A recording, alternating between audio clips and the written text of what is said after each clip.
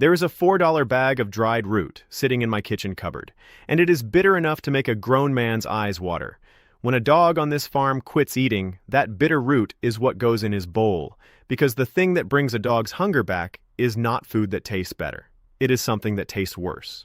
So why does a bitter weed fix in 6 days what a can of chicken and gravy could not fix in 6 weeks? It is 20 minutes to 6 in the morning, and I am standing in my kitchen in my socks watching a dog refuse to eat. His name is Gus, Border Collie Cross, 7 years old, 62 pounds, worked cattle on this farm since he was 10 months. The bowl is full. Good food. The same food he has eaten every morning for 4 years. He walks up. He puts his nose down. He smells it about 2 seconds. Then he lifts his head, turns around, and lies down by the door with his back to me. If you have a dog like this, you know what you do next. You crouch down on the floor, you slide the bowl an inch closer, like the inch was the problem. Maybe you hold a piece of it out flat in your palm. Maybe you say his name in that voice. Come on now. I did that for 11 days. My name is Amos Stoltzfus. I am Amish. There have been working dogs on this farm for 4 generations. I am going to show you exactly what I do for a dog who will not eat, in the order I do it, what it costs, how much to give by the weight of the dog, and how many days it takes to turn. But one thing comes first, because I would rather be honest with you than clever. If your dog has not eaten in 2 full days, or he is throwing up, or his gums are pale, or this came on all at once in a dog who always ate fine, that is not a picky dog. That is a sick dog. Close this video and call the vet. What I'm about to show you is for the dog who is bright, wagging, and simply will not eat what is in front of him. Quick word before I go further. The old methods my family uses. There is more of it than fits in any one video. I gathered the whole of it into a book you can buy in our pinned comment below. The book is the long version. If you want it, it is there. I will not mention it again. So there is Gus, lying by the door with a full bowl behind him. And there I am, doing every single thing wrong. Here is what I did. Day 1, I stood there and worried. Day 2, I poured a spoon of bacon grease over the top and stirred it in. He ate it. I felt like a genius. Day 3, he sniffed it and walked away, so I cracked an egg over it. He ate that. Day 4, the egg did not work either, so I drove to the co-op and bought the good canned food, the kind in the small tins with the gravy, $4 a tin. He ate 2 tins. By day 6, he was smelling the tin and turning away from it too. You see what I was doing? I could not see it at the time. Every single time that dog refused a bowl, I went and got him something better. 11 days of that, and I had not fixed a thing. I had trained him. I had taught a smart dog, and a border collie is a very smart dog, that if he waits by the door long enough, the food in the bowl gets better. He was not sick, he was not sad, he was negotiating, and he was winning, because I kept paying him. That is one half of it. There is a second half, and it is the half almost nobody talks about, and it is the reason the bacon grease stopped working. So why does a dog with a good nose and a full bowl stand there and refuse? The answer is not in the bowl at all. It is in his stomach, and once you understand what is actually going on in there, the fix costs $4 and about 10 days. Let me tell you what hunger actually is, because most folks have it backwards, and if you have it backwards, nothing else I say will work. Hunger is not wanting. Hunger is not a mood. Hunger is a signal the body sends when the stomach is empty and the juices are running. When a stomach empties out all the way, the body sends the word up. The mouth waters, the acid comes, the bile moves, and the animal goes looking for food. That whole machine has to be running for a dog to want to eat. If that machine is quiet, you can put a steak in front of him, and he will smell it and walk off. Not because the steak is bad, because his body never asked for it. Now, here is what shuts that machine down. 2 things, and both of them are usually our doing. The first is the bowl that never empties. A dog who has food sitting out all day never runs his stomach fully empty, and a stomach that never empties never sends the signal. He grazes, he picks, he is never truly hungry, so he is never truly eager.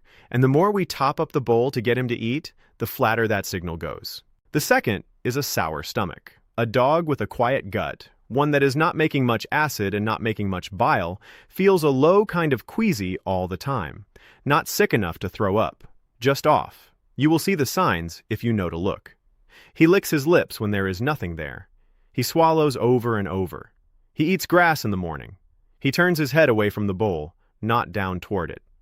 That dog is not fussy. That dog has a stomach that is not turned on. Now watch what happens when you put bacon grease on top of a stomach like that. You have put rich, heavy fat into a gut that was already sluggish. Tomorrow, it is worse, not better. Every fancy thing we add makes the dog a little less hungry the next day. That is why the trick works once and then never again. So here is the sharp piece. Go to the vet for a dog who will not eat, and there is a medicine for it, and it does work. It is a small dose of an old antidepressant, put on the skin inside the ear, or given as a pill, and it makes the dog hungry. Between the visit and the tube, you are looking at somewhere near $150, and you will be back for more. Or you can do the food treadmill, which is what most people do. $70 bags of boutique kibble, a new one every 3 weeks, each one working for 4 days and then failing, until you have 11 open bags in the pantry, and a dog who now expects a new flavor to appear every time he says no. Against that, I am going to hand you a $4 bag of dried root, and about 10 days of holding your nerve. And here's the part that turns the whole thing on its head. This is the piece I want you to write down.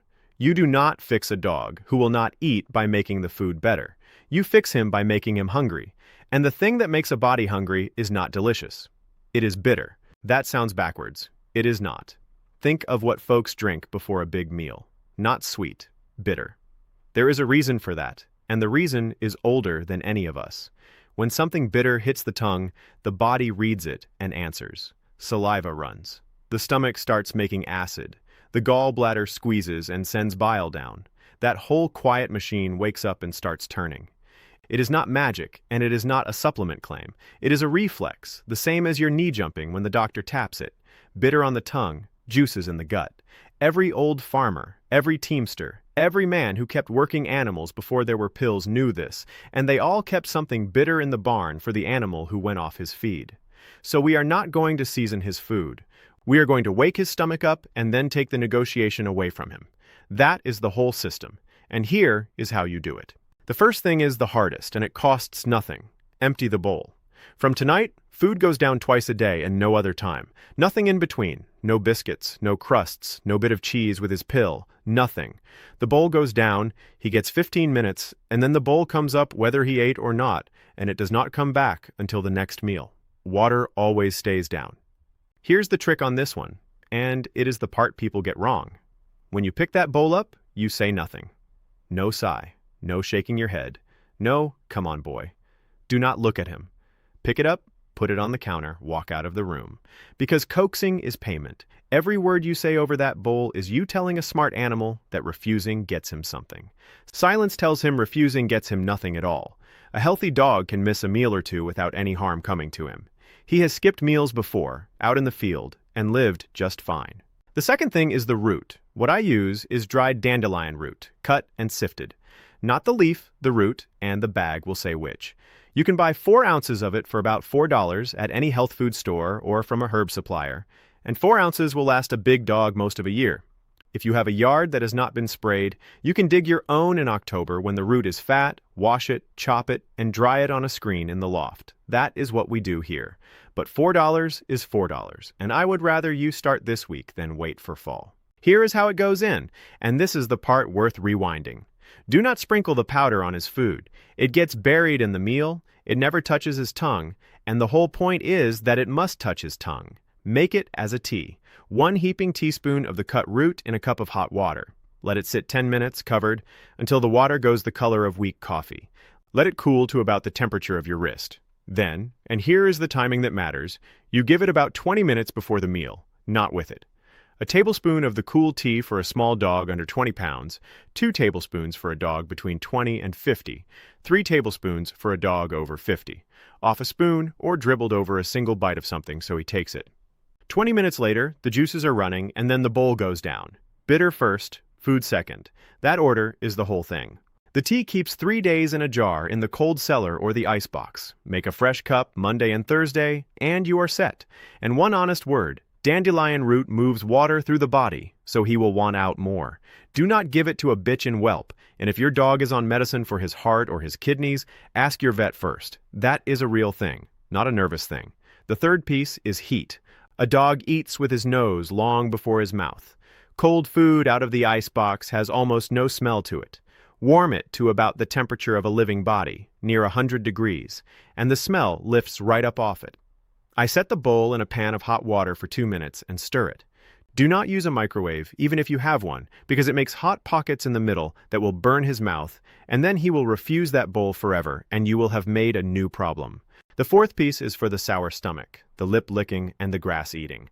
Ground ginger from the spice rack, $4 a jar, 1/8 teaspoon for a small dog, 1/4 for a medium, 1/2 teaspoon for a big dog, stirred into the food itself. Ginger settles a queasy gut. Give it for a week, and then leave it off and see if you still need it. If you want something to pour over the top, use real broth, not the store kind. Simmer a beef knucklebone in water for a few hours and skim it. Here's the warning, and I want you to hear it plain. Nearly every broth in a carton has onion powder or garlic powder in it, and onion is poison to a dog. It kills the red blood in him, slowly. Read the label. If it says onion anything, it does not go in that bowl. The last piece is free, and most people skip it. Walk him before you feed him, not after. 20 minutes, a real walk, out and back. Movement empties the stomach and moves the gut, and it makes an animal hungry, the same way it makes a man hungry. Then home, tea, 20 minutes, warm bowl, 15 minutes, gone. Most dogs turn between day 3 and day 6. Gus took 9. Day 7, he ate half. Day 9, he cleaned the bowl and stood there looking at me for more, and he has eaten every meal since without one word from me. Now let me tell you why I care about this more than a bowl of food is worth. A dog who eats the same thing at the same time every day is a dog who can tell you the day something is wrong with him. That is the whole point. When Gus, who eats every meal in 90 seconds, walks away from his bowl one morning, I know within the hour that something has changed, and I go looking, and I find the cracked tooth, or the sore foot, or the thing in his belly while it is still small. But a picky dog cannot tell you anything. He refuses food twice a week his whole life, and so on the morning he refuses because he is truly sick, nobody hears it. Everybody shrugs and says he is just being fussy again. That is how a dog dies of something that could have been caught in March. The pickiness is not the harm. The pickiness is the alarm bell you disconnected. And there is the plain cost of it, which nobody adds up. Count the bags in your pantry that he ate for 4 days and quit. Count the tins. Count the trip to the vet where they found nothing wrong because nothing was wrong. I have watched neighbors spend $600 in a season on a dog who only ever needed a bitter root, and a man willing to pick a bowl up off the floor without saying a word. There is a thing my grandfather said out at the barn, and I did not understand it until I was grown. Feeding is not love. Feeding on time is. He meant that the softness we show an animal, the bacon grease, and the coaxing and the fresh tin every 3rd day, that is not for the animal. That is for us, to make ourselves feel better about the worry. The animal does not want your worry. He wants a plain routine he can trust, so he knows when the food comes and does not have to think about it at all. So here is what I want you to do tonight. Put the bowl down at his usual hour. Give him 15 minutes. Then pick it up without a word and put it on the counter, and give him nothing else until morning. That is all you have to do tonight, and it is free. Tomorrow, get your $4 bag of dandelion root. Make the tea. Walk him in the morning. Give the tea 20 minutes before the bowl. Warm the food. 15 minutes. Gone. Then come back and tell me in the comments what breed you have and what he weighs and what day he turned. Day 3, day 5, day 9. I read every one of these, and I want to know, because the small dogs turn faster than the big ones, and I have my own ideas about why. Next time, I'm going to show you the thing my grandfather kept in a jar by the barn door for a dog going stiff in the hips. 3 ingredients, one of them from the chicken yard, and it is the reason we have never once bought a bottle of joint pills for a working animal in 80 years of keeping them. Until then, feed on time, keep your hands quiet, and remember that the animal is watching you a great deal more closely than you are watching him.